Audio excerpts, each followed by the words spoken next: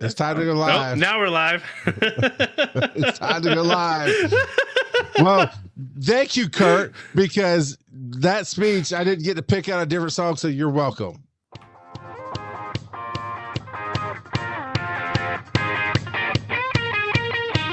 This is Wise and Nerdy, where fatherhood meets fandom.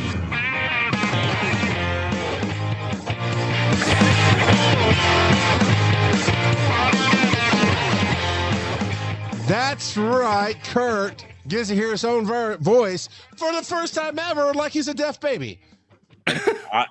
I am astounded that you actually cut the audio. It's been there. So here's the thing. First off, we forgot. Daddy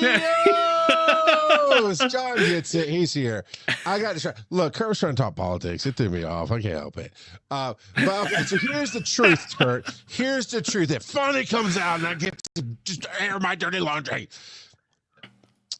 Coming out of the new year, Joe was going to be gone. And it's going to be me and you.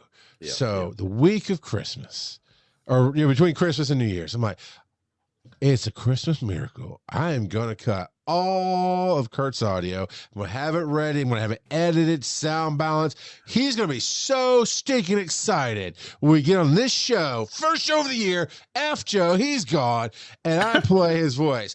And then Kurt goes, yeah, I'm going to be gone. I'm out. I'm like, well, you know what? Guess what? I had, I think I had Steven on, Steven Adams, and we played it. And then went, hey, Steven, I need you to record one for me. And so I've never played it again until tonight because I had to. Yeah. So I cut it. It's there. And then you failed to show up. So I just don't care no more. Yeah. Well, holidays.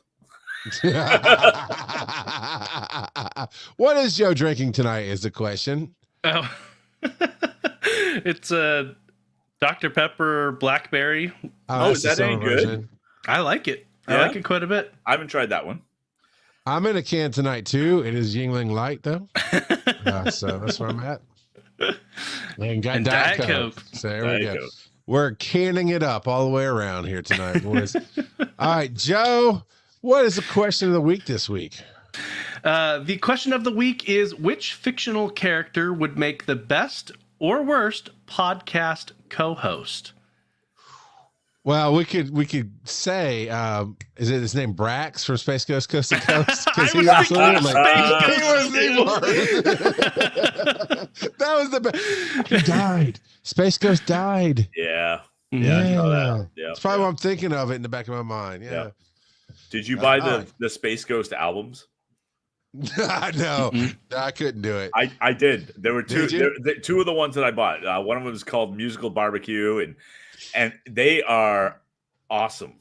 They are great. I bet. I mean, Brak singing all kinds of stuff, and going down Highway 40. That's one of his big ones. God, fictional character. Spock. Well, no, I guess on a science show he'd be great. See, my one of my first thoughts was C-3PO and how annoying he would be as a co-host. He would be real annoying. R2D2, there we go. No one would ever know. We just assumed he's unnecessarily being censored. Now, one of the best, especially for our podcast, I think, would be Uncle Iroh from Avatar, because he would definitely bring the wisdom to this podcast, the wise. I think he'd be a great co-host. I will. Oh, best or worst? Yeah. Because I didn't even go down the worst end of things yet, but the best. I didn't say with the worst with Brax. No, he'd be great. You could play off him all night long. So I think one of the best, and this is going to be weird, Mike Brady. From the Brady Bunch? Like what? Yes. Is he like Brady the football Bunch. Players? No. From the Brady Bunch for this podcast. Okay. He'd be the best? No. See, you're too savvy. You and these kids have feelings crap. He's like the dad from Leave It to Beaver. No, I never trusted that guy. No, let me get Bing Crosby. So a belt and a bag of oranges. We can talk. Let's go. Well, except not a fictional character. Yeah, that's true. Zombie Bing Crosby. Yeah. I'm just making stuff up.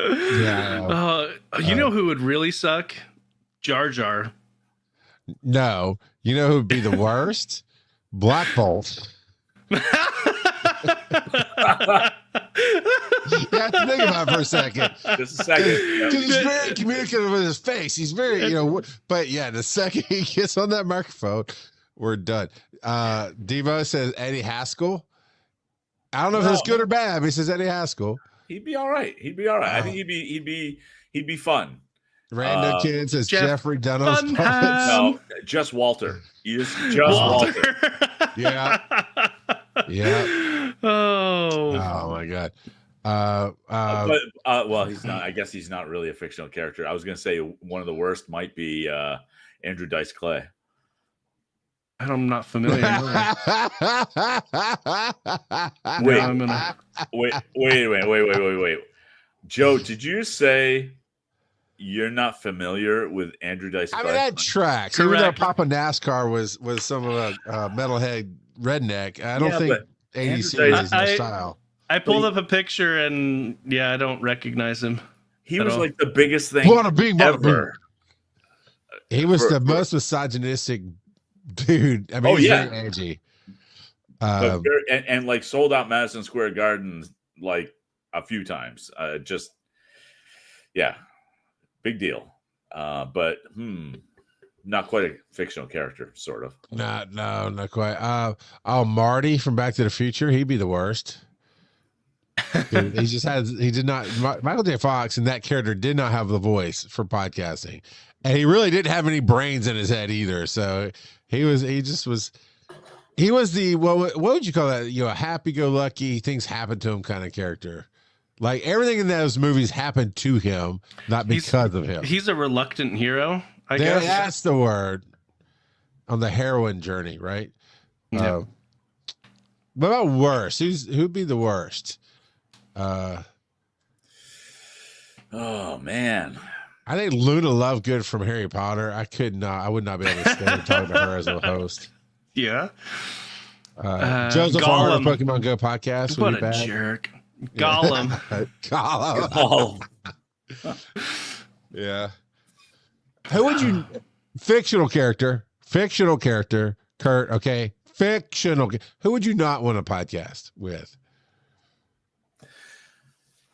Fictional character, not want a podcast with.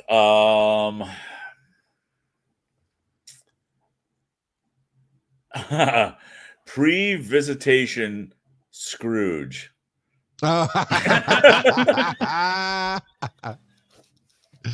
Rando says I would want to podcast with Skeletor. If it's the meme Skeletor, all day long. Remember. Oh God, yeah. But yeah, no, that's a good one, Kurt.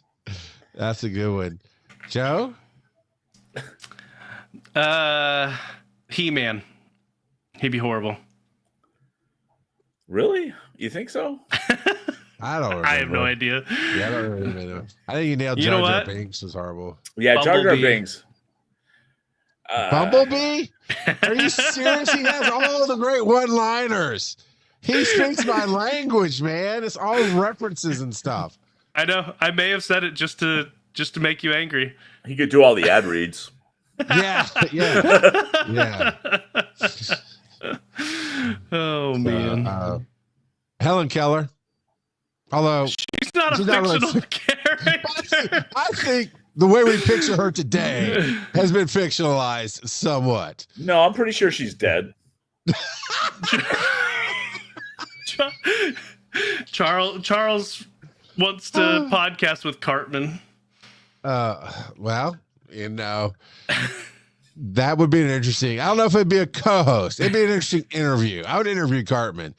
I am the rock out of podcasting. You will respect my authority. I would say Peter Griffin, but we already podcast with him. So what a jerk. Roll that dice. Hey, guess what? we're going to Stellarfest in like 2 weeks. Nice. 3 weeks. 3 weeks. It's the end of March, so about 3-ish weeks. So no, beginning first weekend of April. Yeah, that's at the end of March because it's like March, and then April 1st is right there for that weekend. No, it's like the anyway. What? Meow. All right, Farva. Dad joke. No, are you kidding me? Wow, that was awesome. What is going on? For you. Are you gonna do that one? We've got 2 from Hold on. Devocite. Before you subject me to this crap, I thought on Be Awesome Together last night I had an in. I was great, right? Because I met this awesome lady at Conjuration last year. For as far as I can tell, she does not follow this show. She didn't follow anything I do. We've just kind of emailed back and forth. She's an author, and I thought she'd be great on the show. We had her on last night. I kid you not. Less than 5 minutes into the show, she hits me with a bad dad joke. And I did that whole. And then Tyra was like, "Oh my God, did you know?" She had no idea I hated him. Nice. And she tried to pepper him in throughout the rest. And Dino was there. Dino had just signed on. Dino had like, bloop, got the bad dad joke. It was horrible. All right, carry on. Awesome. Should we do the one from Tyler? Full run through? Yeah, you go for it. You say it. Okay. Why did Sally fall off the swing? Okay. She had no arms. What? Okay. Oh wait. So you don't like that? You don't like that? Okay. Cool. There's no punchline. So no, that's all right. Charles, knock knock. Nope.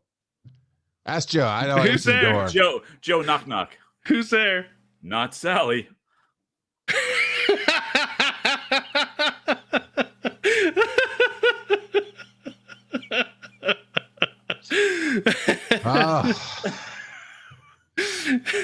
That was awesome. When I read that today, that was amazing.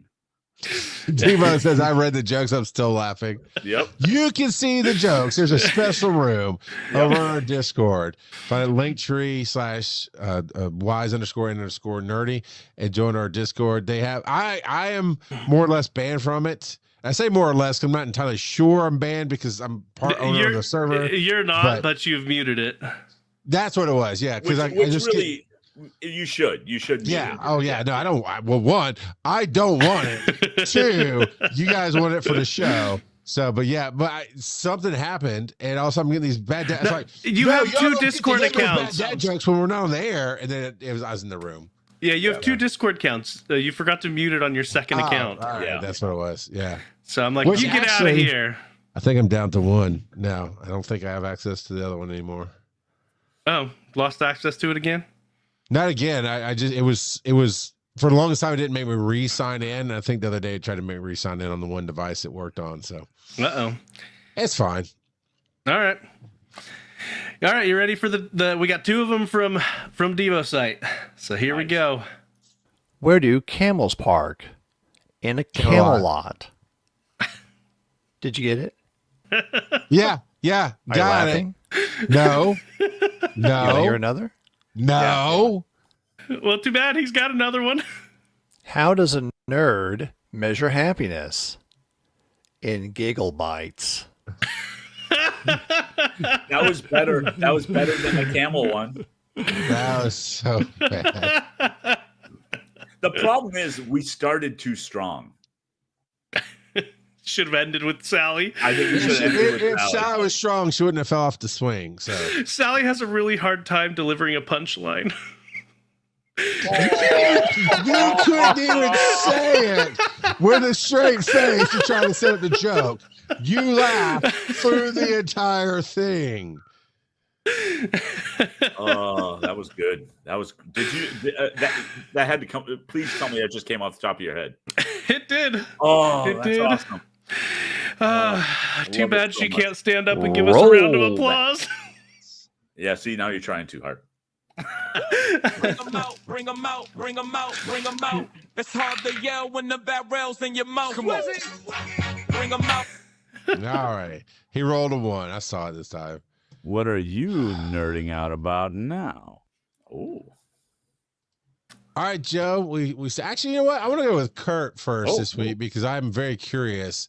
I will go ahead and say you're talking about Daredevil and stuff, and that's cool. Yep.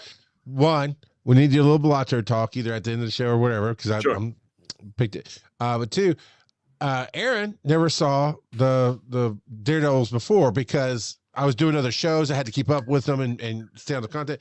So we just binge watched the whole first season over last week. Yep. And we're about to do season 2. And then she's seen the other stuff where he's appeared, like the Punisher and different things she's watched. So then we're going to jump to the new season. But I am specifically avoiding everything about the new season. I won't give anything away. Oh, no, I know you're not, but it seems like you're going to talk about a good reason for me to avoid it. Oh, or you're saying Marvel Leaks is you exactly. Marvel Leaks is a separate thing. Oh, okay, sorry. All right, tell me about Daredevil, man. So Daredevil, I finished watching the first season, and I thought about watching the next 2 seasons before I start in on the new series, and I couldn't. I just couldn't bring myself to do it. Gotcha. So I did finish the first season, and then jumped into Daredevil Born Again. It was great. And we see a villain that we haven't seen before in the Daredevil series. We see references to previous things that have happened with Daredevil characters within the MCU. Okay. There's direct references. Good. That's exactly what I'm going back to because she caught it at right before. I think she watched Luke Cage with me, and then she did watch. We watched all the other Defenders before we got Defenders. She didn't see the first 2 seasons of Daredevil. So did you watch Hawkeye? Yeah. Mm-hmm. Yeah. So it makes direct reference to the things that happened in Hawkeye because that was pretty important, right? I mean, does it make any reference to Echo? Because that doesn't seem to really have impacted the MCU at all. It does a little. Okay. I still haven't even watched Echo, actually. I will say this: Echo is okay. They're trying to bring in indigenous people. I think they could have done it better because it just felt flat. But that's just me. No, I think, now that I'm thinking about it, I did watch Echo, but it's just so forgettable. You really can call it. You can call it Kingpin's backstory, or not backstory, but Kingpin's story, because it really felt like it kind of was. I mean, so Echo made the appearance, I think, for the first time in Hawkeye, and then they had the spinoff series. And she's great. I mean, the actress is great, but the story was great in Hawkeye. And she was great in Echo, but it really was a here's who she is and where she came from, and the stuff that happened in Echo is referred to in Daredevil Born Again, and just a little. They don't dwell on it because they have to. They have to be because of the way Echo ended. Yeah, I was about to say the 2 things, and it's not spoilers, Rex. I'm sure it's going to be a big driver in this one. But one, in Hawkeye, we weren't sure if Kingpin died, which I knew he hadn't because he's Kingpin. But it was off screen. Like it was off screen. He didn't die. Right. So you get confirmation that he is alive. He had an eye implant or whatever. And then, is it a spoiler, Kurt? The stinger at the very end of Echo, the way it ends. I don't remember the stinger just because it's been such a long time. Where Kingpin makes a decision to save the city in a different way. Oh, it doesn't matter. It doesn't matter because again, Kingpin is doing stuff and is a big part of this. No question about it because he has to be. I mean, right. Wow. So, but they do basically say, "Hey, you've been away," and look. I mean, end of Echo. Dude got his face shot up. So, he was away. He had to do some recuperating. But the way Echo ends, since you don't remember, Joe, is Kingpin decides to run for office for New York, which is referenced in the trailer for Daredevil. So okay, and I will say that in the first episode, we get a 1 year later reference because of something major that happened in the first episode. And that is a spoilery thing, and I'm not going to say anything about it, but they brought back Daredevil Netflix Daredevil characters. Cool.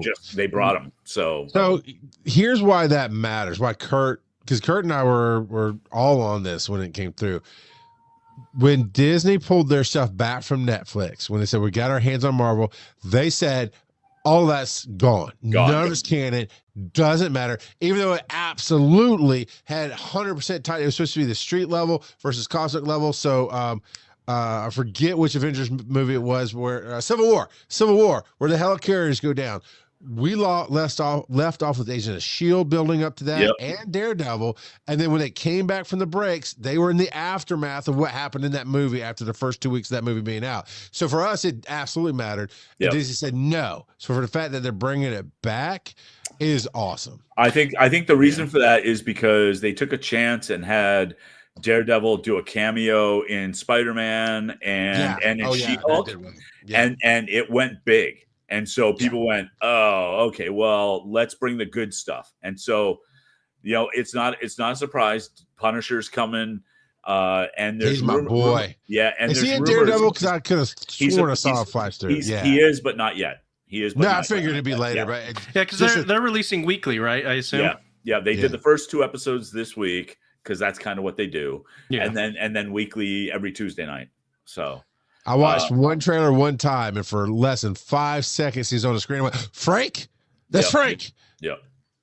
So, and the rumors are not for Daredevil Born Again, but just in general that they are going to bring the Defenders in. That they're considering it. Yeah. I think I think there's a pretty good possibility. What do you mean considering?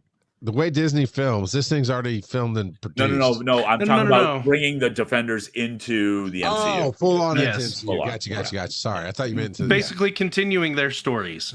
Right, and I think honestly, and this gets to the Marvel leaks end of things. A concept artist for Marvel, and for Marvel films specifically, accidentally released some SketchUps. Into his ArtStation account, and thinking that it was his private account or something like that, but people know. Figured it out. People troll all over the place. And there was concept art for Doomsday, which is one of the big Avengers movies that's coming up. Which had things like Doom sitting on a throne. In kind of an alternate reality with an alternate Doctor Strange standing next to him and Sue Storm sitting next to him with Franklin sitting right there. Okay, yeah. They had a sketch, an alternate sketch, or not an alternate, but a mock-up of another actor being Black Panther. They had. Now I wonder if it'll be Black Panther or T'Challa, but they've kind of said he's dead. Well, that doesn't mean they can't bring him from another universe. That's the thing, right? So that's the other part of this whole thing. Secret War, which is going to be the ultimate next Avengers movie, because they're going to go Doomsday and that for part 1 and Secret War for part 2. Secret War from the comics was all these multiversal incursions were happening. Okay. And when they were happening, what would happen is there would be 2 multiverses colliding, and only one would survive. And so the Illuminatis from each of those Earths would try to prevent the other one from taking over, and they'd end up destroying one version or the other. And Doom, and I'm really kind of paraphrasing the whole thing, but Doom basically got the idea of, you know what, we're just going to wipe it all out, and I'm going to create a new world, and created Battle World. And it took parts. Battle World was a great story. So some of the concept sketches that we see in this leak was they had what looked like Planet Hulk. Only the Planet Hulk had bunch of Scar, She-Hulk, regular Hulk, Professor Hulk type, but also in the background, other Hulks. So multiverse Hulk. All right. So Maybe we'll get Maestro. Which we might get Maestro, right? And that's the hope. All right. The other thing is from Secret War. One of the things that happened was because Doom had split up the world into different regions and whatnot, and he was the world god Doom. Sure. He had like his core of defenders for him, his bodyguards basically were Thors, like a whole bunch of multiversal Thors. So I don't know how far they're going to go into this, but they also had a concept art of the Young Avengers, which was no big surprise. It was everybody you expect except for one character, and that was Dupe from the and Dupe is this, you can't understand what he says. He's a globby looking he's Ditto from Marvel. He's kind of Ditto. Although Morph really is Ditto. But Dupe is just this kind of weird character from probably 10 years ago or so. Yeah, it didn't. Yeah. So but it was really interesting. Just some of the concept art. I don't know if it means anything. It may mean nothing. But a lot of these YouTube channels are confirming them as leaks, and there's nothing to confirm. Right. All that was confirmed is this artwork was accidentally released. Well, and there's a lot of artwork that they make that never goes anywhere. Absolutely. Right. Because they come up with concepts, because it's concept art. Exactly. Yeah. And they want to see what it would look like for these different ideas that they don't end up. Yeah. So we'll see. Yeah. I do have a question. Random Kid says, if we're getting other Hulks, I want Mr. Fix-It. Who is Mr. Fix-It? Man. So Mr. Fix-It was a version of the Hulk. He was gray in the comic book, but he wore a three-piece suit and he ran Las Vegas. He spoke like a mobster. And he spoke like a mobster. Yeah. But he's not the Gray Hulk, which is the intelligent Hulk. Right. Yeah. So it gets muddy. Yeah. So what's really cool is there was a he was fun storyline with Mr. Fix-It and Wolverine when Wolverine was in his patch mode, and there's a great cover. There's a great cover of them. Mr. Fix-It, yeah. Yeah. So it's my favorite cover. Yep. So it's yeah. Make that Mr. Fix-It's only animated, right? We don't get a real human version of him, and have Robert De Niro voice him. That would be all right. That'd be all right. That would be. Yeah. Can you imagine a Hulk with De Niro? Come on, Rando Kid. Let's go watch this movie. So I don't know what we're gonna get. I think that this whole Doomsday and Secret War thing is gonna be weird. It's just gonna be weird. And they've got to bring in more Skrulls before we get there, because we had a great series that wasn't super well received, right? Yeah. Fury, but it told some great stories and moved some things forward in a great way, and people are going to forget. Well, the weird part about that whole thing, right, is that the Skrull invasion happened. We see a whole bunch of people who were Skrulls for a long time, Rhodey being one of them. And then we see them being recovered towards the end, but we don't know if there's more. There almost certainly are more. Right. And the president of the United States in the MCU at the time basically said any aliens on Earth need to leave because they're all now enemies of the state. But then we got Harrison Ford as president because they killed off the dude from the Secret Invasion thing. So now Harrison Ford's not president anymore. Well, I still haven't seen the movie. I haven't either. You've seen the trailer, sir. I have. I know what happens. And so but I may go see it this weekend or next weekend for my birthday. So yeah, I think that we get the president being Thunderbolt Ross. I think that I have a feeling they're just gonna, much like Kang, let the Secret Invasion go. They've got to bring Kang back. I mean, Jonathan Majors, I know there were some problems, but he was acquitted. Yep. And and he's getting other roles. And come on, he did a great job. He is a fantastic actor for that role. Yeah, he is. I think we're gonna get a cameo by him to kind of just let him go. Is I think the way that's gonna work out. They may save him for something else later on down the line, maybe, I guess. But here's the thing: you don't have to give up Kang; you just have to give up Jonathan Majors. I'm not even saying that's a good idea, but I see. Yeah, I think that's how we get. I think the Secret War thing is how we get multiversal versions of characters so that they don't have to stay dead.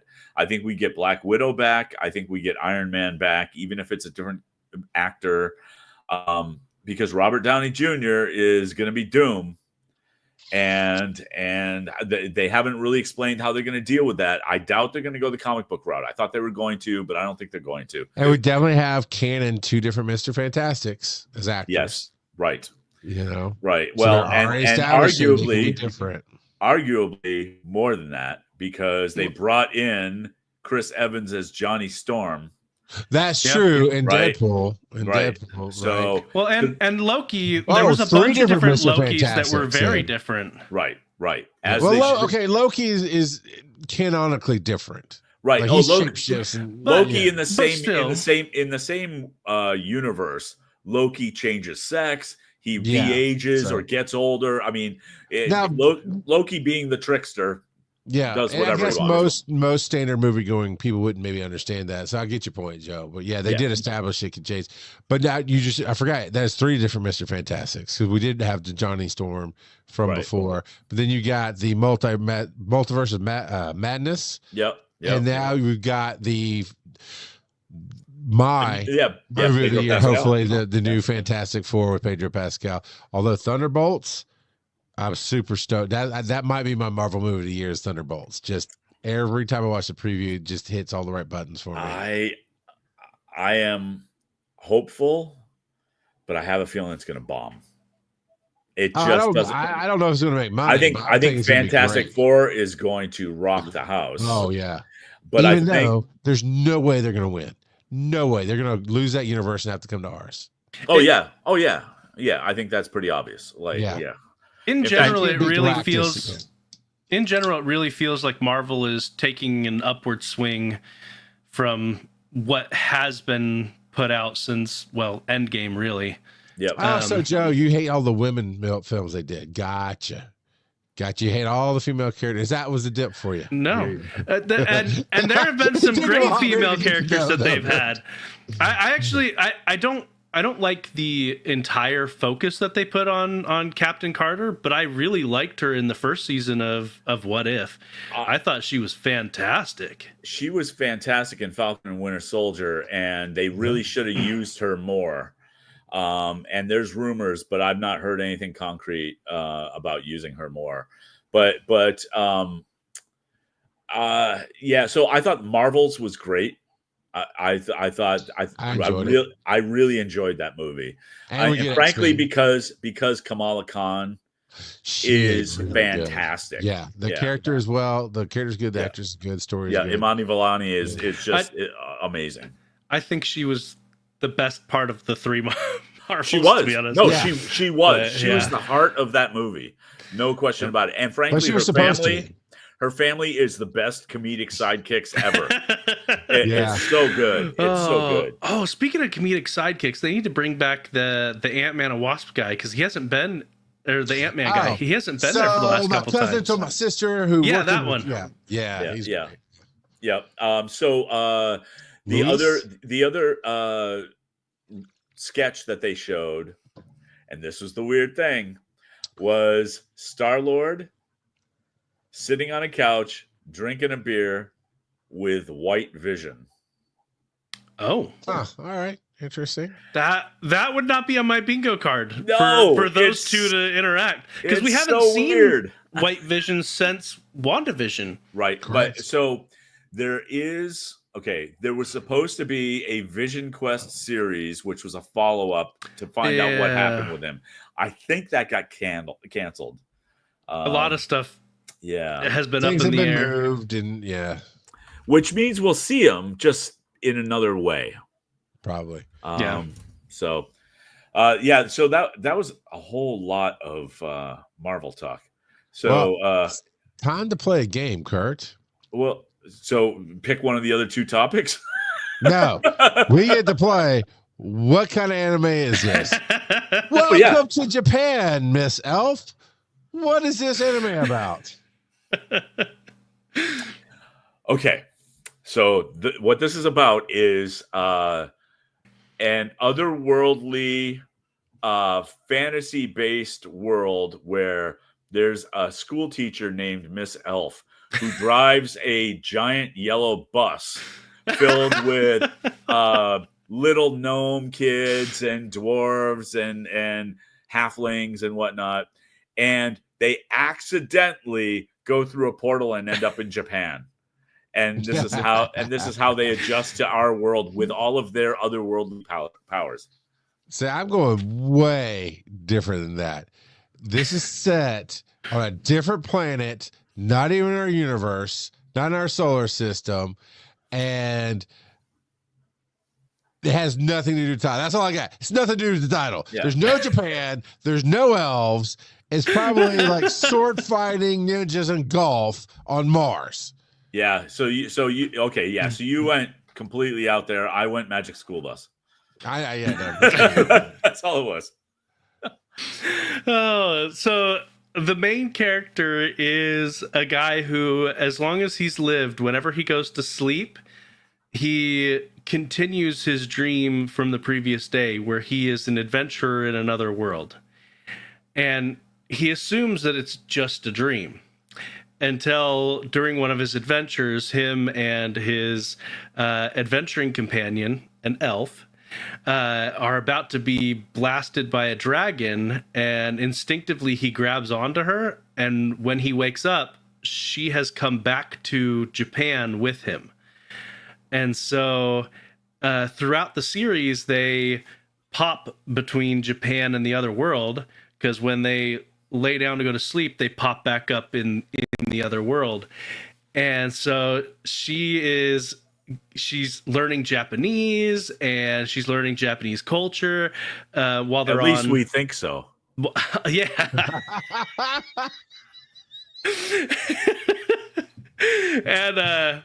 And so, but then on the other side, it's so what on one side it's very homey and she's just learning, and there's no it's very comfort anime or cozy fantasy, whereas on the other side, while the coziness is still there, they're adventuring as well, and they're visiting different places, visiting dungeons and battling monsters, and it's to be honest, it's just a very cute anime. It's currently airing. It's not done yet. It's like probably 9 or 10 episodes in, but I've rather enjoyed it.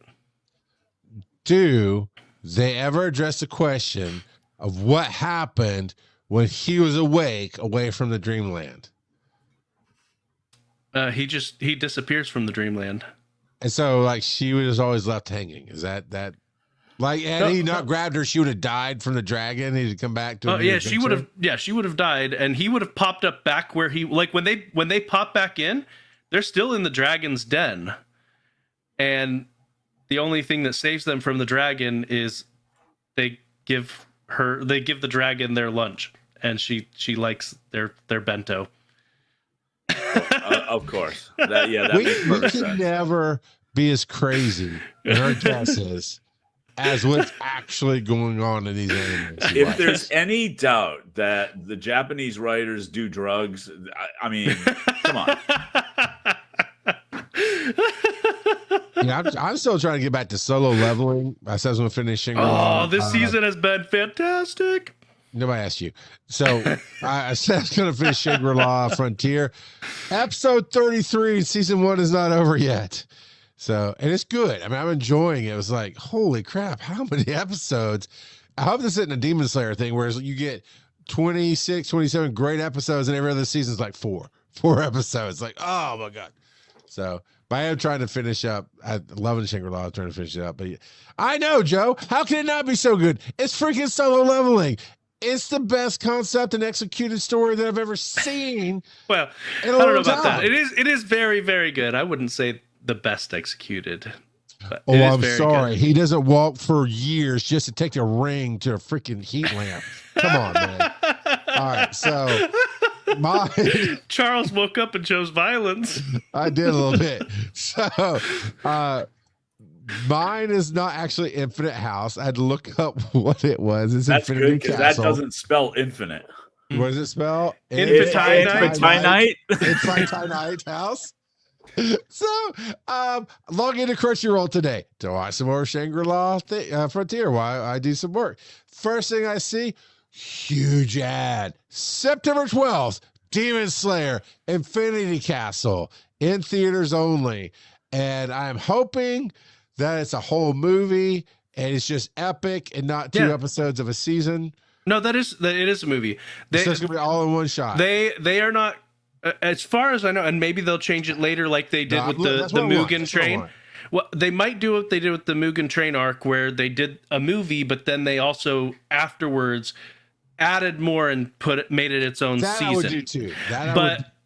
What they have announced is they're going to finish the story with 3 movies.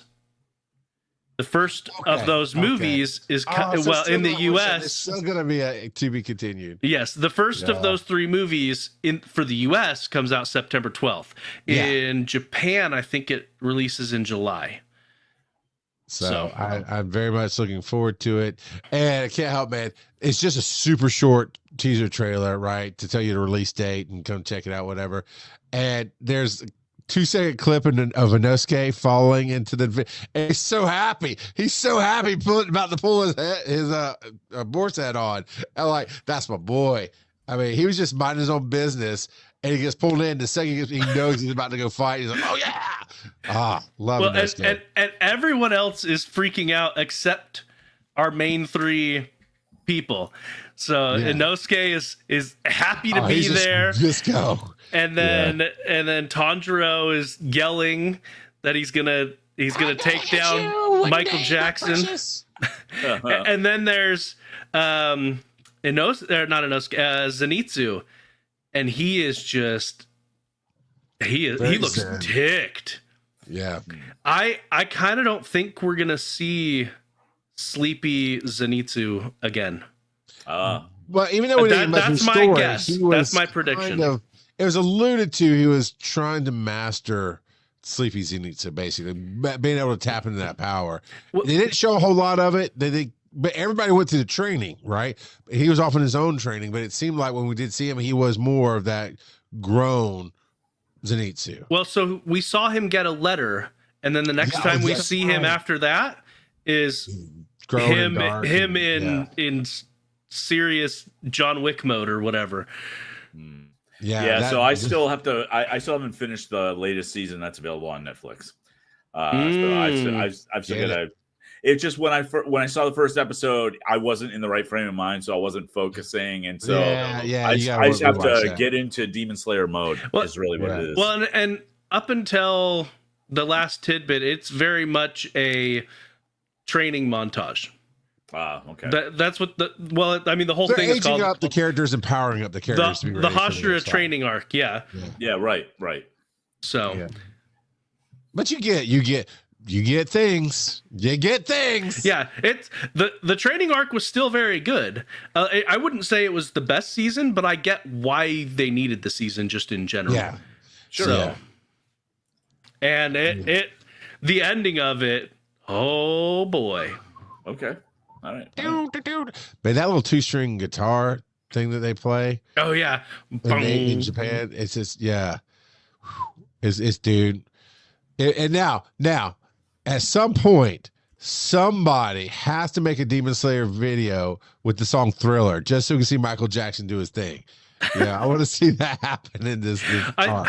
I think I saw one where they took from the entertainment district arc, where Zenitsu is playing that instrument with the lightning all around him. They took that clip, but then put Thunderstruck over it. So that's called a shamisen. Okay. Is the name of the instrument. Just for people who. Thank you. Yeah, I didn't know. So thank you for Yeah. education. You also need to buy one of those for Phil the Build and never do. Yeah. He's got to finish his hurdy-gurdy first. Yeah, it won't. But the other part that I put in there that I understand why you deleted because it looked like gibberish is Borderlands 4. Oh, And that's what that was. yeah, Right. and I am pre-ordering. I am pre-ordering. That's all I'm telling you, right? I mean, it's just the graphics are much better. I like where they're taking the story again. It's a nice twist on things. And the movie just got obviously- you hyped for it. No, but the games has a hard time going wrong. But it's and what I love about the movie is they did not do anything new or constructive, so we're not forced to bring something into the game. It just was a okay telling of the first. It really wasn't even the first game. I don't know. It was fine, but the mechanics. There's a whip mechanic in this thing now where you can like whip and sling and like Indiana Jones swing across stuff and yeah, I love the Borderlands. It's 2 is still my favorite. 3 is great, but 4 I'll probably do $100 pre-order. I don't want that big physical loot chest, but I'll get all the digital crap I can get with the game. Right. So that was mine. At least the Borderlands movie didn't have Master Cheeks like the Halo TV series. Yeah. So my son went to the movies and got the Claptrap popcorn bucket. Yeah, that would have okay. It looks awesome. It looks awesome, and it lights up. Sometimes I do a great job with that. Yeah. Devo, man. Phil got his feelings hurt by 3. We bought it on launch day, so we made a big deal out of it. We bought it on launch day. We pre-ordered it. We both took off from work. We did this live stream hype up, building up to it, and we played it day 1. I had a fine time with it. His game kept locking up, shutting down, just killed it. I don't know that he's going back and tried it again, to be honest. So I thought I was like, look, man, they patched everything. It's great. Borderlands 3 really, really was good. So. But yeah, I'm excited about that. So get your pre-order in, Devo. We're gonna have to play. I've never really got I've never done 4-player. No, I did. I did 4 players with the Botch Boys, and that was not 4 players. That was Charles getting beat the crap out of. Yeah, I was part of that, riding on the back of the car. Yeah. Dennis would run way over here. Kurt would set me out, and Phil would set. Yeah, it was fun. Yeah. It was fine. It was chaotic. I'm fine. Everything's fine. Everything's this is fine. Exactly. The world's on fire, but we're okay. We've already done both of those. Sweet. There we go. Time for a commercial break. Let's get paid. All right, everybody. You go over to Linktree/wise__nerdy. You will get to join our Discord, which is free. You'll also find our Patreon link there. It's patreon.com/wise__nerdy. And you can join the fandom today. Really, go tell your friends. Have people listen. Come send your voicemails on the question of the week. Come play with us. It is a blast. And if you're too busy to tell your friends to listen, $50 fine. Put it in the swear jar, which is patreon.com/wise__nerdy. And go buy some cool stuff from VI by Kurt. Maybe he'll even sell you a WNN gavel. He won't sell me one, but he might sell you one.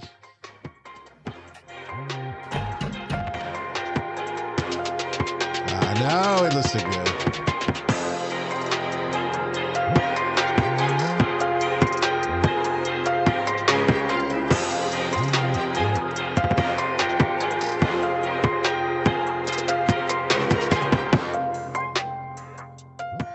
Check us out at Stellar Fest. Joe and I will be at Stellar Fest this year. It's small. It's not, unless we just made a ton of money with the show. It's a lot to fly Kurt in for that one. But we'll be. It's a Resticon, as some people like to say. It's just a laid back convention with a lot of fun, and this sci-fi base. Same people who did Conjuration. So Joe and I are looking forward to that. And yeah, it's gonna be awesome. Joe, what's our question of the week coming up next in March 27th? Holy crap, we're that far out. Oh, wait, it's March, isn't it? It is March. Oh, my God, it's March.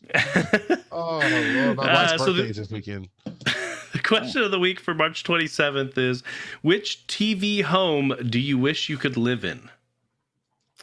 Oh. I might have to think about that one quite a bit. I have a gut reaction, which you'll hear in a couple of weeks. Well, yeah, exactly. And actually, I think that is actual night I'm gone. So I might, who knows? But Joe, we forgot. We have an answer to the question of the week from a previous episode. Yeah. I can't remember the exact wording of the question, but it was, what strange food do you like? And so this comes to us from Devocite. Nice. Since I'm catching up on everything, weird foods. I've mentioned I like gizzards, which, I'm sorry, Charles, you think it's trash food. I think it's delicious, but that's just what I am, man. Sure. I would say that one of the weirdest foods, but it's kind of really good food, it was a chili. A friend of ours made, but she's just a really good cook, and she's always just coming up with interesting, odd things. And this one, I think Kurt would love this just because of the idea of anchovies, was anchovies in chili. Now, offhand, you would think, oh my God, the smell, whatever. It really didn't, but it gave it just a really good flavor and texture. It's hard to explain. And again, not a fishy flavor. It just gave it a really good, it's impossible to explain. Umami. But anchovies in chili. Now, my wife wasn't too into it, but I loved it. I dig it. Okay. All right, Lewis. Devo, by the way, Devo is going to be volunteering with us at Dragon Con this year. Oh, nice. Yep. That happened in a matter of like 20 minutes when I was thinking about it. And 20 minutes later, after him and I were chatting, he's down. So if you can stay through Tuesday, you will obviously be invited back to the after party at my place after Dragon Con. So I'd love for that to happen. So, hey, you could come sign the studio door. That would be amazing. I don't think, Kurt signed it. He was here the first year. We had the studio the first year. Did I sign it? Did you? I think you signed it. I don't think I was invited to. I was the first person that signed it. I may have. I know. honestly may have. I just don't. I don't remember. Yeah, no, yeah. I'd be a little surprised if I didn't, since I slept in that room. Right. I'm surprised I didn't get a big beard drawn on it since you slept in the room. But all right, Joe, roll some dice. No, not yet. We've got 5 more speak pipes from Devos. Oh my Lord, Jesus! All right. Welcome to the Devo Show. Are we not? Hey there, guys. It has been quite a few weeks since I left a speak pipe. A lot of work stuff, and at the end of the day, I feel pretty drained. My wife is wanting to have catch up time and figuring out what's been going on between the two of us. Kids, I got a son graduating, and I really want to point out, when people are listening to this podcast, you guys, getting in there, and well, Charles, I know you do several podcasts.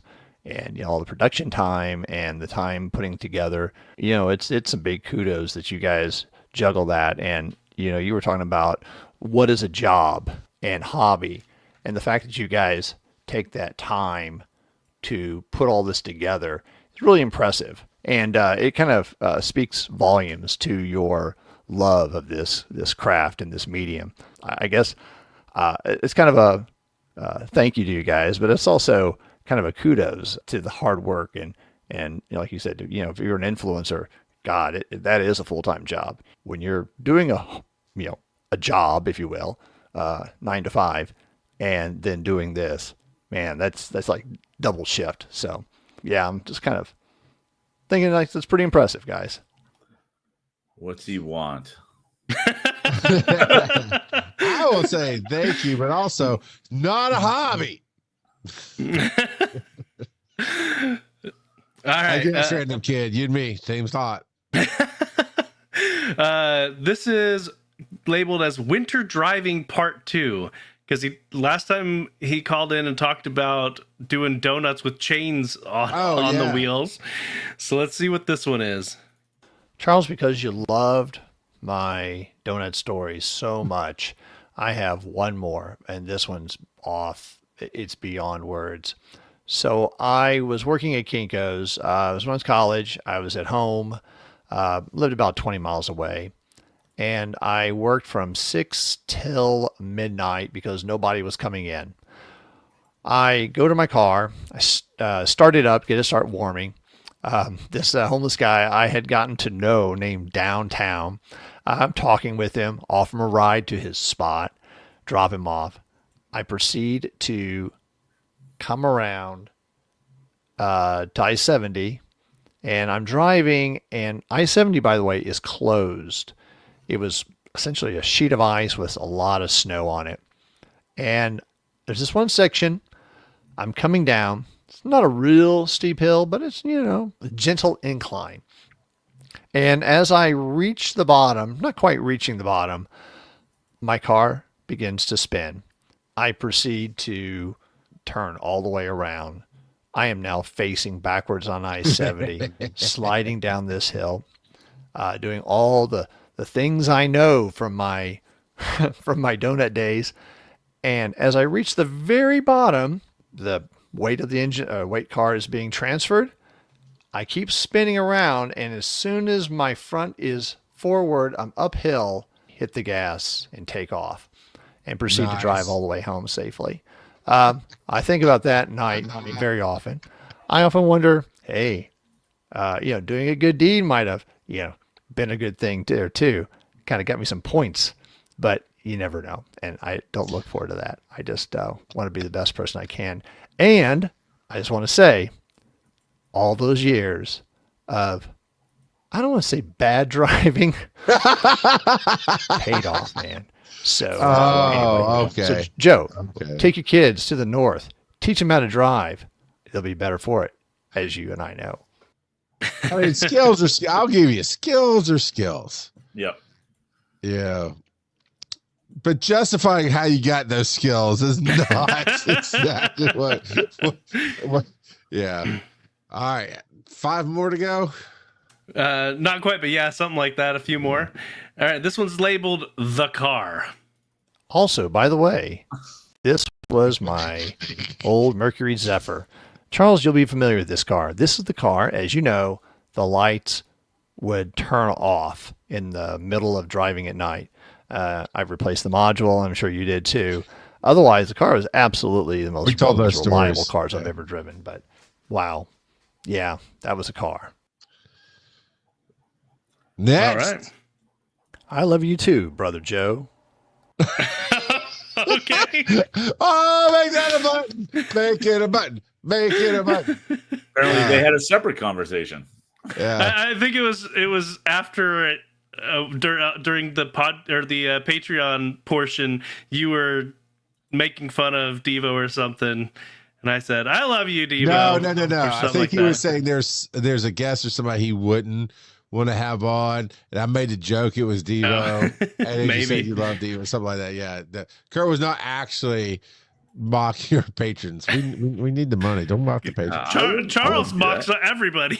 Oh man, that's my brand. Yeah, Kurt's the teddy bear. Yeah. All right, and then I think this is the last one. I'm pretty sure. Personally, I like the Hobbit. It's probably my favorite.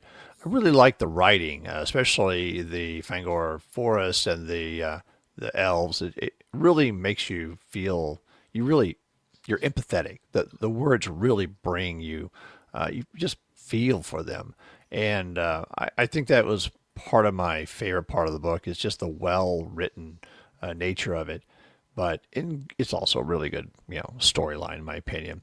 I do think the movies fell short with the elves of the forest, but yeah, that's what that is. Can't help it.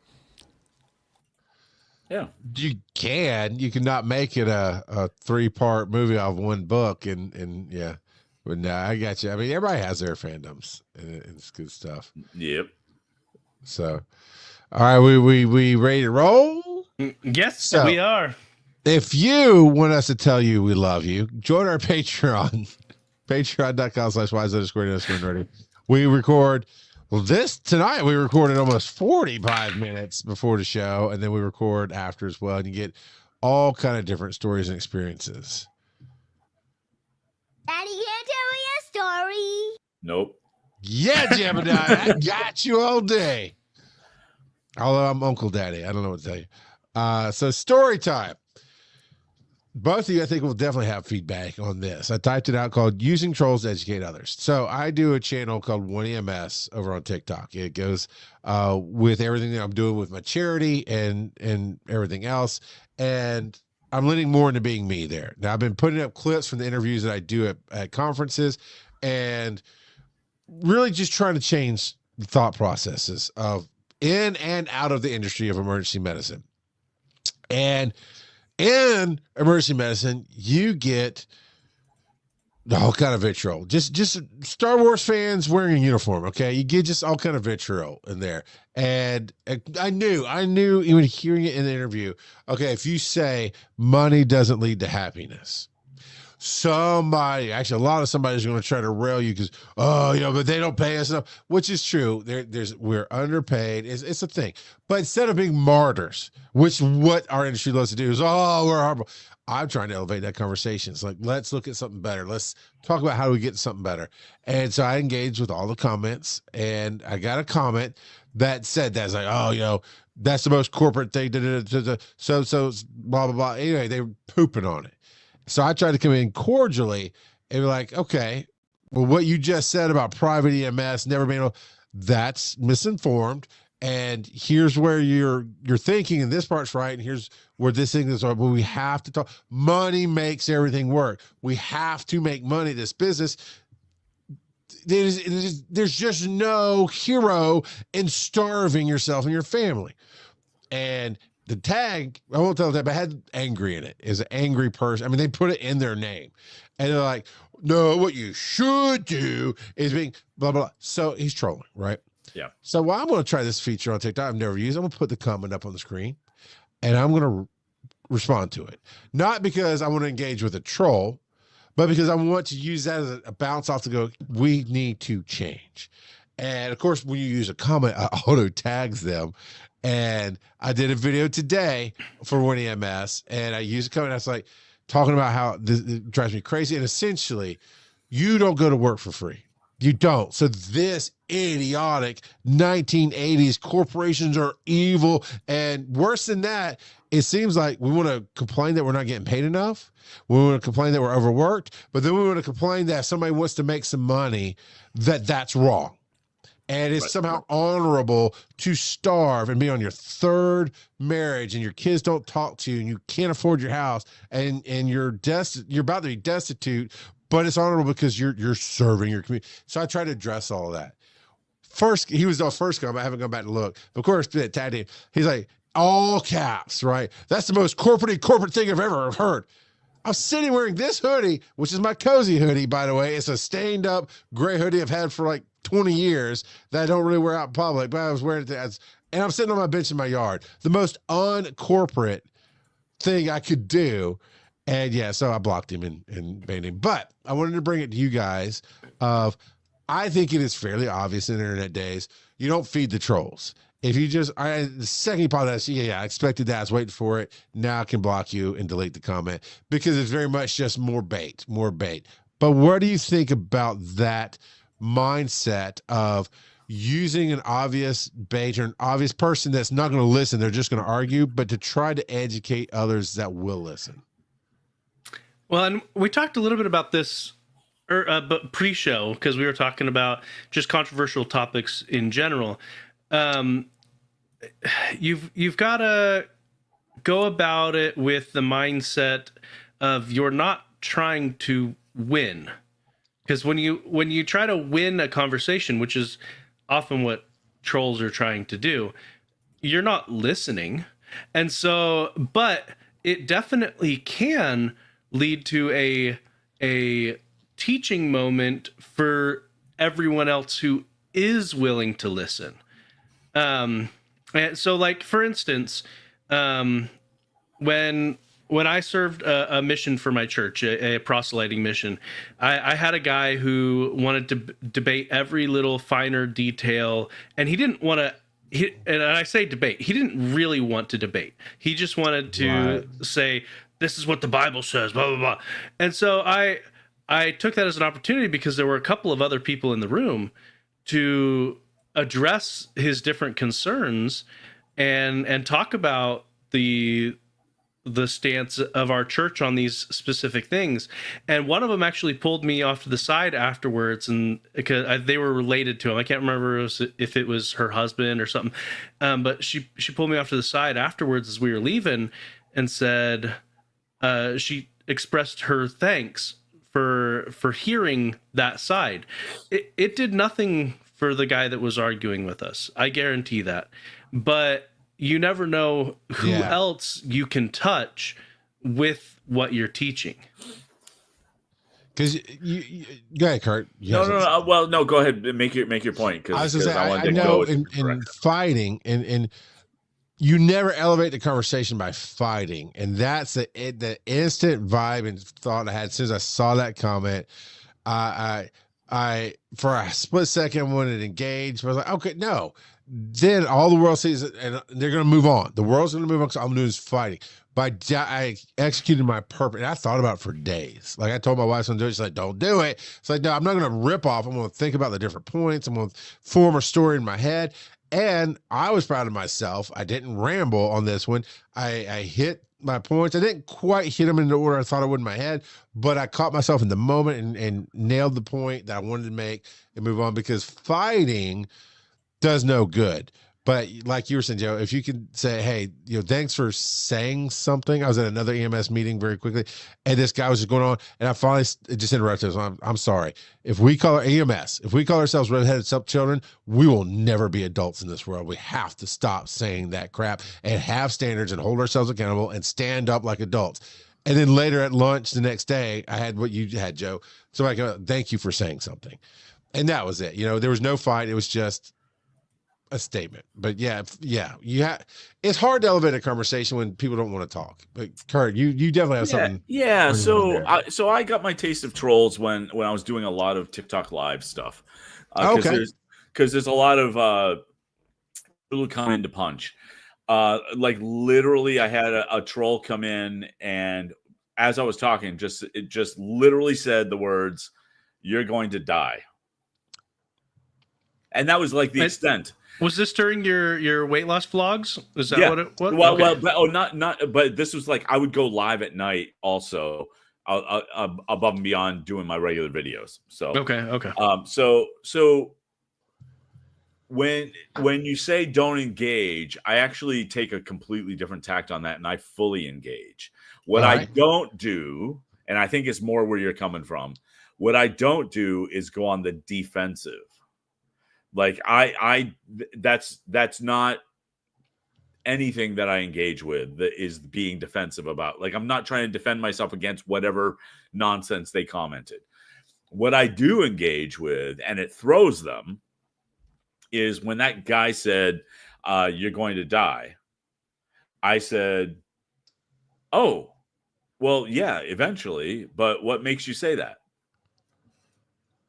And he said something, and I don't even remember what it was. I said, "So, what's weird is you don't know me, and you don't know what I've done or what my journey is," because we were talking weight loss, and I said, "So what makes you think that?" And I think he said something to the effect of, "Well, you don't exercise." I said, "Well, how do you know? Look, you clearly don't watch any of my videos, or else you know that I do." And at the time, I was walking 2 or 3 miles a day, at a good clip. And literally, I went back and forth. Like I was answering his questions and whatnot. And I found that over time, most of the people who came in to troll me, fully half to 3/4 of them ended up following me afterwards. I mean, engaging is good. I mean, you like feed. You don't feed the trolls. Right, defensive. You said the word defensive. Yeah, you don't like because that's where it comes from. When people get all ticked off and feel the need to like post a separate video to address this troll. No. Like you can engage in the moment because they're live and they're right there, and you can have a back and forth maybe, or they disappear. Like one or the two happen, because usually they come in, they punch, and they have no follow up. Like they're just looking for the shock factor. The other thing that really put direction to the way that I respond to trolls is somebody, and I don't remember who said it, but I've taken it to heart because I fully believe it. Trolls, I just feel bad for, because people who are full of joy don't do that. Yeah. They don't do that, right? That's just, joyful people do not troll. That makes no sense. So if you're trolling and you find that that's the only way that you can get your hit of dopamine and feel better about yourself, there's something else going on. And so I feel sorry for them, and genuinely sorry for them. Like part of the reason why I would engage is because I want to actually see if I can have a conversation, and just see maybe there's something more there. And so and honestly, with a lot of them, what ended up being is they'd come in, they'd hit, and you find out that they're overweight. They've been unsuccessful in trying to lose weight. Mm-hmm. And so they're just lashing out because that's how they feel better about themselves. And that's not 100%, but I found a fair amount of people who were like that. So I don't know.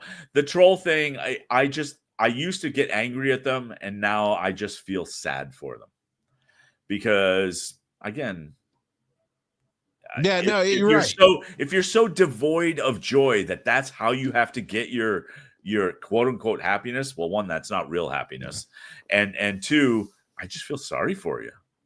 Yeah, no, that damage, devoid of joy, all that plays in 100%.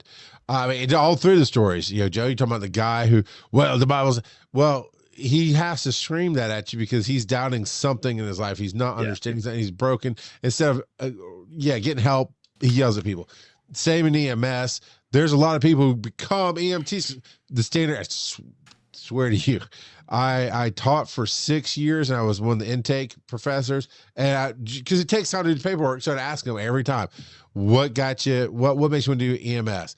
And I'd have to say, you can't say to help people because that's the answer every single time. So, but you can help people in other ways. But there are people who cannot help themselves that will do this job. And I think that's one of the ways I started, was I felt like I needed help, so I'm going to help other people. But you do have to heal. You have to get better, because that lashing out, that anger, that whatever is causing you to go into a random dude's live stream on TikTok to yell at him to see if you can take him down. That's how we're here to help that. Yeah. As best we can. And it depends on the situation. Like when I'm doing my 1EMS stuff, if it's one-on-one, I'm here to help you. If it's videos or speeches, I am trying to change the mindset of the world who doesn't know what EMS is. Every time I talk about it, I feel like I have to say emergency medicine, ambulance people, that kind of thing, and just so many people don't, and that's not the time to come in and go, well, you just want money. It's like, you don't? I'm sorry. You want to go starve? Go starve. Why? I'm sorry, I'm getting on a soapbox. I'll stop. Yeah. It wasn't about that. It wasn't about that. It was about the engaging. And I did take that page out of our buddy Stoner Gump's book, where not his little book, but his playbook of how he does his videos, is he will take a troll, somebody negatively engaging, and say in his own way, basically, sorry you feel that way. Sorry, to your point, Kurt, it's not sorry you're that unhappy with your life, but here's what we did. Here's how you made a lot of assumptions out of your anger. And so I'm like, cool, I want to try it, because I really feel like there's a message here that I can put out. And speaking of, he called me the other day. He wants to get back on the show. So we need to figure that out here soon. Awesome. I don't think you were on with him at DragonCon, but you weren't on with him with an official show. I think it was just you and I. I think it was a replacement. Yeah. Now it is Wise and Nerdy After Dark. We give a little warning statement on that one when we have him on, but cool stuff. Yeah. So the only thing I want, he get his face on this screen, or no waving. It's Kelsey. She just got back from her little fun time. Get your popcorn later, woman. We're almost done. Jeez. The only thing I wanted to add to that is, because the original question had to do with educating others. And so I think that as creators, if we're the ones going live and dealing with the trolls, I think the education doesn't come just from trying to educate the trolls, but also how do you handle trolls?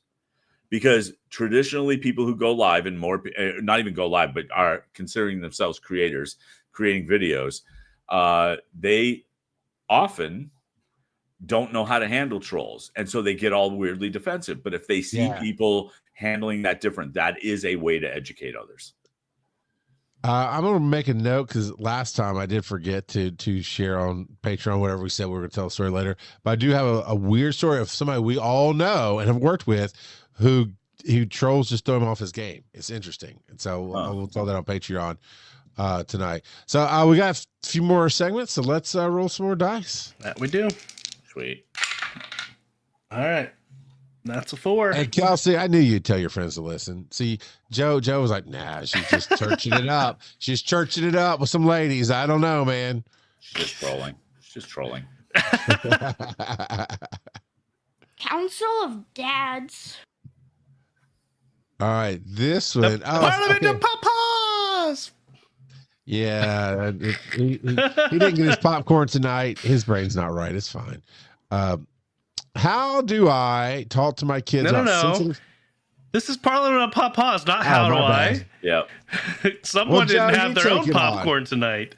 I did not. The Parliament of Papas, the question is it possible to ethically pirate content? Do you mean torrent? Because by nature, the word pirate means to steal. However you want to take it. I think he said what he said. I did say what I said.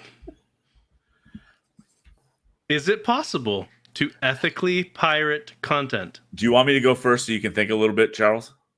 Go for it. No.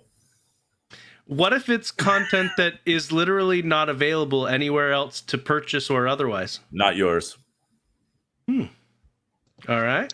What if it is Guy Fawkes Day and we're fighting the man because the reasons we can't see it is all their BS contractual money and they won't give it to the artist any damn way? Not yours. Joe, I think we Look, no, I was on that bandwagon early on in my life, being a starving artist and wanting to have my music out there and this and that, the other, and people were like torrenting and burning it, and I got a little butthurt, as did Metallica, right? Lars went to freaking Congress, and the world didn't really change, and nothing really happened. And I went, oh look, Metallica's still rich, I'm still poor, but nothing. I get the argument. If the question is 100%, is it possible to ethically pirate? No, because you can't ethically steal something, I don't think. And people go, oh, the starving dad feeding his kids. Still not ethical. It's survivable. It's forgivable if the dad steals because their kids are starving. Understandable. Yeah. Right. But ethical, no. But you take the word. Why'd you have to put such a hardcore word in there, Joe? Ethical. Because I will make the argument that, because I've seen a lot of different discussions, not on the pirating, but on why we can't get content from like Australia or Germany. It all has to do with politics, as far as like, no, we want ours and money and just all these other things that we see these different places hurt their artists by doing it. It's not about the content creator. And I would argue in most cases, like we saw with Disney and Black Widow, that money's not going to the person that created it, to a point, right? So that's why I argued back with you, Kurt. Like, well, even if I paid Australia to get that show I want to see, it ain't going to the actresses and actors and writers and all that. It's going to the Australian government. Yeah. Well, okay. I just say, who owns it? Not me. Because what if it's an IP that nobody owns anymore? Then it may have fallen into the public domain, and in that case, it's not pirating. Yeah. Okay. All right. Well, that's as a follow-up, did you mean torrent? As a follow-up question, then, when do you feel it is okay to pirate content? Is it ever? Answer, because I think Kurt's going to hate me. No, go for it. We did we talk? Man, I talked about this recently with somebody. No, I talked about it with you, Joe, pre-show, I think last week or whatever. Okay. I will do it if I don't think I'm gonna spend money on it, right? Or if I can't spend money on it. And I haven't pirated. I can't tell you how many years I haven't pirated. But side note to your side note, is VPN the same as pirating? So VPN, you can fake that you're in Britain and then you can watch British TV. It's actually worse. Why is that? Ooh. Because you're also lying. Jesus Christ. We're into a Southern Baptist podcast. No. Look, total transparency.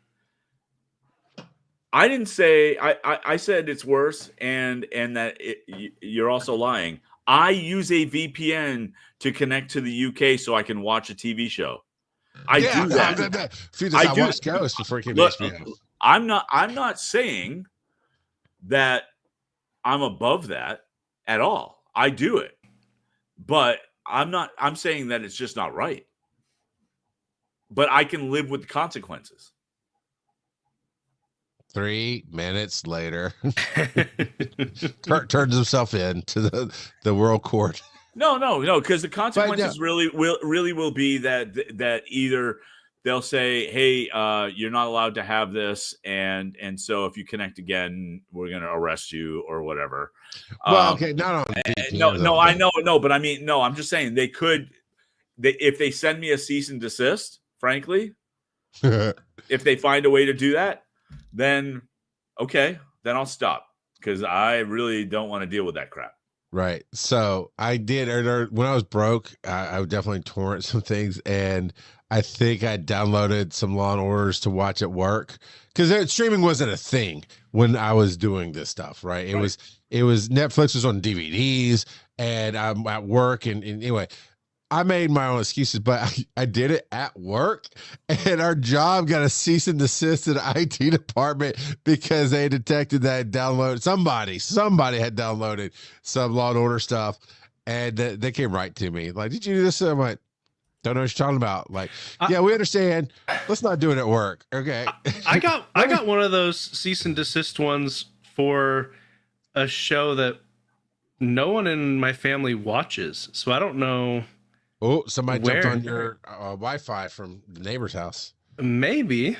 I guess it's possible. This is why I won't stay in your basement, so you don't get cease and desist letters. Yeah. I think it was for Game of Thrones. I've never watched. Oh yeah, that is not your house at all. No. Well, and isn't it on Max? Yeah. Yeah, and if I wanted to watch it, I have. So here's the other thing available to me. There are times when shows are very gate kept here in the US, and it's on some obscure site, or it's not streaming at all, and you can only purchase it for downloads through Amazon and iTunes, blah blah. But outside the country, it'll be on Netflix as part of the standard subscription. I'm like, how is that balanced? I'm not saying it's not right. I'm just saying how is it but definitely I have in the early days of podcasting, I grabbed some software to help build up, but then I made sure to try to pay as I can. But the VPNs, I even went so far with my VPN, Kurt, because I just want to watch British TV. I contacted my friend in England and said, is there a way for me to get a TV license? Because all I really want to do is freaking watch Ghost and Jimmy Carr. That's all. I'm not trying to steal it. Let me see Jimmy Carr, for crying out loud. I'll pay you money. And he's like, nah, it's not a thing. Don't worry about it. The worst they're going to do is just block your IP. It's fine. Yeah. But I'm just trying to do it right. And you can't. Well, I mean, that's why I started using a VPN. Look, I've made no secret about the fact that I am completely hooked on a British soap opera. That's right. Yeah. It's called Coronation Street. And for years, Hulu had the distribution rights, and you could watch it with a 2-week delay, and then it would show up. And January of 2024, Hulu no longer had the license. So you could not get it in the United States. And so I said, can you use VPN and see if I can do it? And I was able to do it. And so I know more about British commercials than anybody should. Their Domino's Pizza ad campaign is completely different. It's all surrounding Domino. Hoo, hoo. That's their whole thing. So that's the reason I did it. Is it right? No. Well, and then but there's you can also argue it's the way they gatekeep and block things right. I'd also argue, Well, and then there's shows like Willow. They put that out on Disney Plus. It was only on there for I think only 2 or 3 months, and then they pulled it off. And there's literally nowhere you can watch it unless you pirate it. And that's standard Disney sometimes. I mean, not so much nowadays, but you remember they'd release something on disc, and then it's going into the vault and going right. The vault. But I mean, this one you can't buy it. Yeah, you can't stream it. You can't. Yeah, it doesn't exist because it got just trolled out of existence. Because I watched it when it was there. I thought it was okay. It was okay. I didn't watch it. To be honest, it was okay and forgettable, to be completely honest. Yeah. But yeah, there are plenty of shows where there is no legal way to consume it. And to be honest, in my opinion, whether it's ethical or not, I think it's okay to pirate it if it's literally impossible to find it outside of that. I believe in our Constitution, it says when the law becomes unbearable, we must stand up and change the government. And Radio Kid says, what about people who own a physical video game but download a ROM to play on an emulator? I believe that is both ethical and legal and is held up by the courts. So I think downloading the ROM is not legal, but I think you are allowed to make a backup. You are allowed to actually copy it and make your own ROM. Right. All I'm going to say on that is that if you actually own a physical game and then you download the ROM that is that physical game, I have no ethical problem with that. I concur. Because you are legally able to make that copy, you may not have the tools, but it's essentially the same thing. Like legally, you could even say, "Hey, to your buddy, you've got the ability to back up my game, my ROM. Can you come over to my house and back it up for me?" And I don't know if it's a true story or not, but the story goes, I think it was Super Mario Brothers 3. Nintendo had lost the master code, and they had to get a ROM emulator so that they could put it on the Switch. I think I heard something about that too. I think that also happened with Final Fantasy VIII before they made the remastered version. Was they didn't have the source code and they had to recreate it from ISO files. Which is, it was just, and whether it's true or not, that was one of those bad. So look, the community, because in gaming and ROMs, it's a community. It's not the same as trying to watch Game of Thrones, really. So they're like, look, the community we saved Nintendo, and shortly after that, Nintendo kind of backed off of the. Nintendo does not back off. They are doubling down. They are suing more and more. In general, like Kurt said, many of courts have found that Nintendo didn't really have much of a case. And wherever they have even a possible case, they are hammering people left and right. And sometimes how they do that is by going to different court circuits to get it to happen. Mm-hmm. So suing people in Japanese court versus suing people in an American court system. And so they've got the money to throw it around, whether you agree with the lawsuits or not. Yeah. I wonder how much that might actually hurt their sales. Like, I really only play a small handful of games on the Switch specifically. You know, not all the Mario Brothers games, but if it's Mario, I look at it. And the Zelda, the Breath of the Wild, Tears of the Kingdom ones. You know, actually, we played the last Zelda Ocarina of Tears time game, whatever it was. It really was Breath of the Wild mixed with Link Awakens. But yeah. But anyway, I don't know. Okay, here's you rephrase your question. In your opinion, was a pirate? Okay, yeah, we talked about that a little bit. So part of the story I told last week on Patreon was Zombieland. Zombieland at the time was like the number. It was essentially an independent, out of nowhere film that nobody really expected to do much. Low budget, different than any other zombie film at the time you'd ever seen, and it was kind of like late to the game for the zombie films even. And I'm like, well, this looks interesting. My wife won't go see it. I can't really afford to go to the movies. Pirated it, watched it, loved it so much. I talked my friends into going to see it, and I made some money to go see it. And at the same time, it hit the internet that the director of Zombieland at the time was basically crying bro tears because they were the #1 torrented movie in the world for like 3 weeks straight. In those same 3 weeks, they were the #1 box office hit 3 weeks straight, making more money than he thought he ever would because it's a low budget. We'll just make our money back on whatever, 20,000, 2 million, whatever the budget was, and it was going gangbusters. And he was saying, I was working on Zombieland 2, and now I'm not gonna. I'm like, what are you talking about? You're #1 in the world any way you cut it. How's that not a celebration day? Right. You didn't lose him. You probably made more money because people thought. I know for a fact you made money because I pirated it because it was good. Zombieland 2, not as much. But anyway, I don't know. There's dude, this is one of those just drink and talk about questions. So I don't know. We can hammer the gavel tonight. He's gone anyway, Nick. I just knew it would be a good conversation because I knew that we would have opinions on both sides of it. Like I knew that even internally, each of us would have opinions on both sides of it. Yep. So now, we have run long, but let's hit this last one. We got to get Jebediah to bed.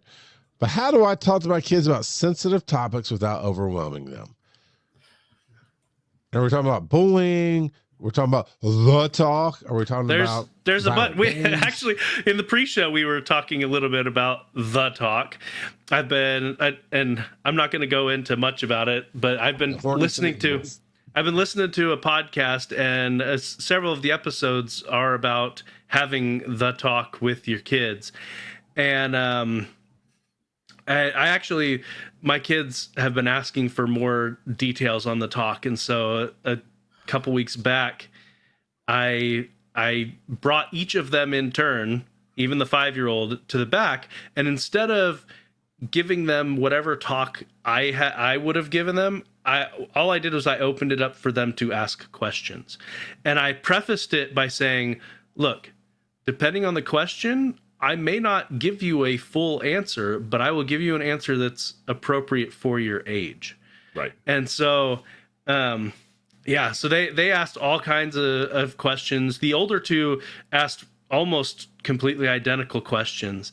And the 5-year-old, who had no idea what the talk was supposed to be, he comes back and starts asking random stuff like, if you see a cat, are you gonna pick it up and take it home? Like just like nothing to do with the talk. That's great. Like, that's so good. And regardless of the answer, he would judge how correct it was, and so it was more like a game show to him.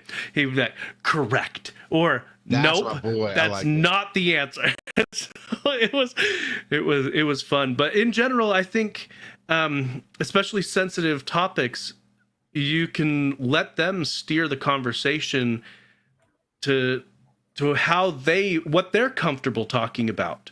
Now there are times when you do need to go into things that they're not comfortable talking about simply because they need to know. But I think keeping it age appropriate and letting them guide the conversation is a good way to go about it. Fair enough. Do you want me to go? Yeah. I mean, my answer is I'm always blunt, I'm blunt to their age level, but I'm blunt. I mean, I just sound solid. Yeah. So, I mean, I think, Joe, you hit it very close to the head of the nail. I think that where I see it go badly is where parents feel this need to go into great detail with a 4-year-old. And when a 4-year-old says, where do babies come from? They all they really need to know probably is, well, when mommy and daddy love each other really a lot, then babies come out of that. And they probably don't need to know much more than that unless they ask a specific question. But most of the time they'll go, okay. And that's kind of it. Yeah. Now, I will say I had to have a really uncomfortable conversation with my son twice, and on sensitive topics. One was he was 8, and he was getting ready for Cub Scouts, and as part of joining the troop, in the front of the Cub Scout manual is a sexual education thing, and you were required as a parent to talk with your kid about that, touching on specific details. There's no touching in Cub Scouts, but I think it was all because of that. Yeah.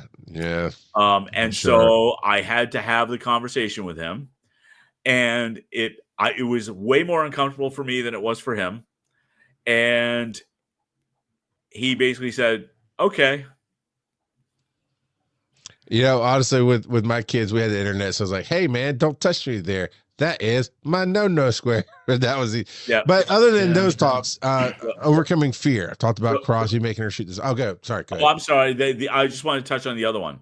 Yeah. The other one was my son was 8 or 9. It was around that same time period, and 9/11 happened, and he got sent home from school. And I said, okay. So you probably have heard a bunch of stuff at school about what's going on. Do you have any questions? And he said, yeah. Why did they do that? And I went, in my head, why did you ask me that question? Did you go all Charlie in your head with the red? That's the most complicated question that could have been asked that day, right? Mm-hmm. But especially to deal with kids. And my only answer was, well, there are bad people who don't like us, and this is the way that they chose to act out against us.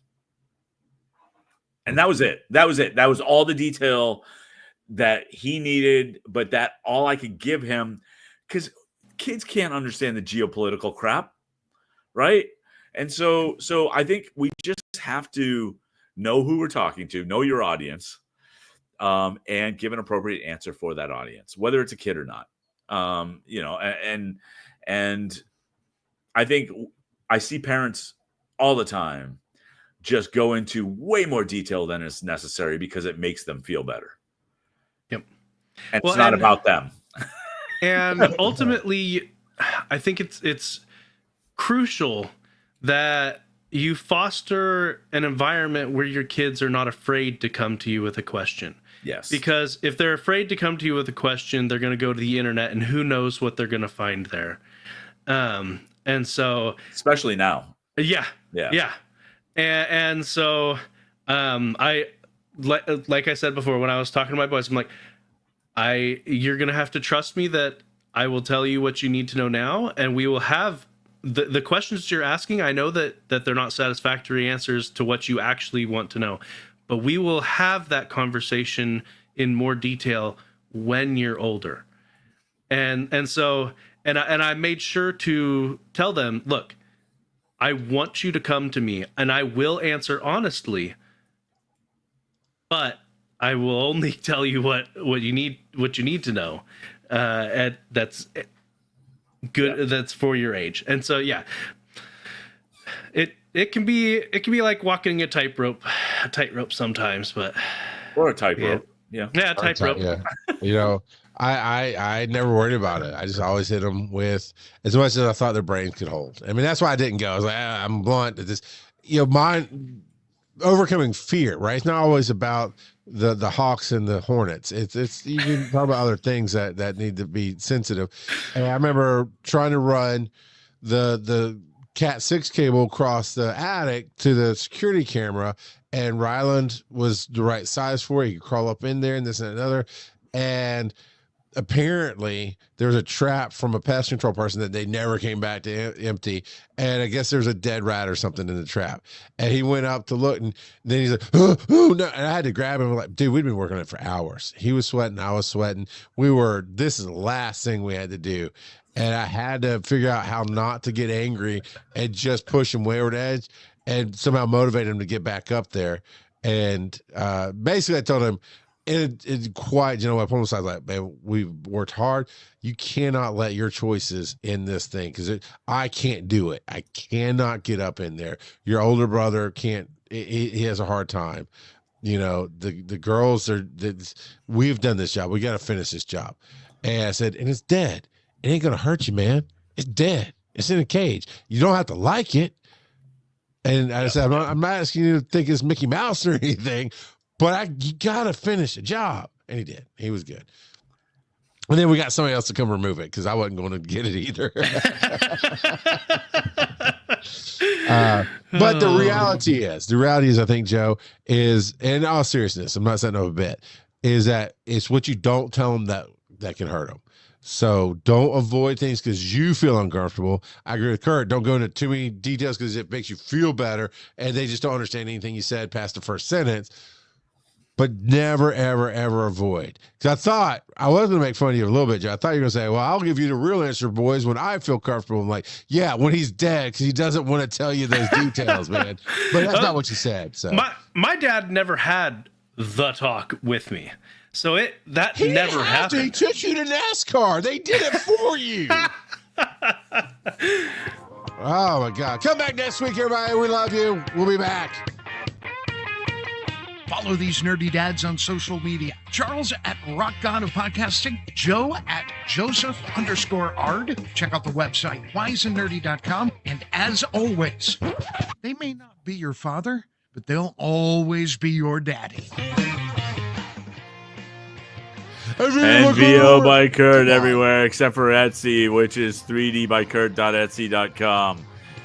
That is not how you make money. Buy my stuff.